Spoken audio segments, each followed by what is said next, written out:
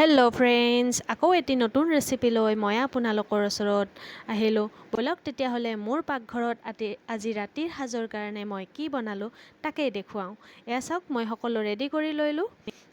আজি মই মোৰ পাকঘৰত ৰাতিৰ সাজৰ কাৰণে বনাবলৈ ওলাইছোঁ অকণমানি ব্ৰইলাৰ চিকেন ধুই পাখলি ধুনীয়াকৈ গৰম পানীত অকণমান সময় থৈ দি পেলাই নিমখ আৰু হালধি সানি এনেকৈ লৈ লৈছোঁ। মই 10 মিনিট সময় এনেকৈ থৈ দিওঁ। তাৰপাছত তেল গৰম হ'বলৈ দিলোঁ। প্ৰথমতে মই জিৰা দিলোঁ।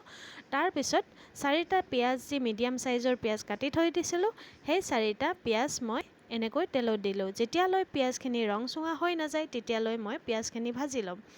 তাৰপাছত মই ইয়াতে চিকেনখিনি এড কৰিম। সকলোৱে চিকেন বনাবলৈ জানে, তথাপি মই এই ৰেচিপিটো সেইবিলাক ল'ৰা ছোৱালীৰ কাৰণে বনালোঁ যিবিলাকে বাহিৰত পঢ়িবলৈ যায় আৰু যিবিলাকে নতুনকৈ বিয়া হৈছে আৰু পাকঘৰৰ কাম নাজানে তেওঁলোকৰ যেনে সুবিধা হয়।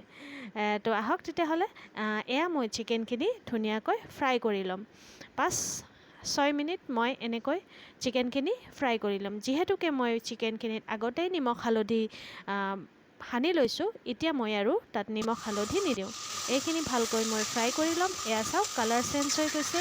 মই ইয়াতে কোনো পেকেট মছলা ইউজ কৰা নাই, অকণমানি চিকেন মছলা মই এড কৰিম, তাৰ বাহিৰে বেলেগ একো নাই। এয়া আদা নেহৰু আৰু জালুকৰ যিটো পেষ্ট বনাইছিলোঁ, জিৰা আৰু জালুকৰ যিটো পেষ্ট বনাইছিলোঁ, এইটো মাত্ৰ মিক্সিত মাৰিবৰ কাৰণে মই অকণমানি তাত বিলাহী দি দিছিলোঁ। এয়া চাওক, এইটো মই যেতিয়ালৈ তেল ওলাই নাযায় তেতিয়ালৈ মই ভাজি ল'ম। এয়া মই আলু এড কৰিম। ইয়াতে আলু আৰু যিখিনি বিলাহী ৰৈ গৈছিলে সেইখিনি মই এড কৰি দিম। এয়া চাওক, ইমান ধুনীয়া লগা হৈছে। ইয়াত মই কোনো পেকেট মছলা দিয়া নাই। আপুনি যদি ইচ্ছা কৰে তেতিয়াহ'লে দিব পাৰে। জ্বালা খাই যদি তেতিয়াহ'লে ৰেড চিলি পাউডাৰ দিব পাৰে। কিন্তু মোৰ 7 বছৰীয়া ছোৱালীজনীয়ে খাব যেতিয়া, তাৰ কাৰণে মই ইয়াতে জ্বলা ব্যৱহাৰ কৰা নাই। তেনে সাধাৰণভাৱে আপোনালোকে বনাই খাব পাৰে। মই নকওঁ ব্ৰইলাৰ চিকেন খাব লাগে বা খাব নালাগে। মই খাওঁ, কিন্তু সদায় নহয়, কেতিয়াবা। তো এয়া মোৰ মাংসখিনি ভাজা হৈ গ'ল। এতিয়া মই ইয়াতে লাহে লাহে পানী দি দিম। পানী সদায় একেলগে ঢালি দিব নালাগে, লাহে লাহে অকণমান কৰি পানী দিব লাগে। এয়া মই কেঁচা ধনিয়া অকণমান দিলোঁ। তাৰপিছত মই ইয়াতে পানী দি দিম।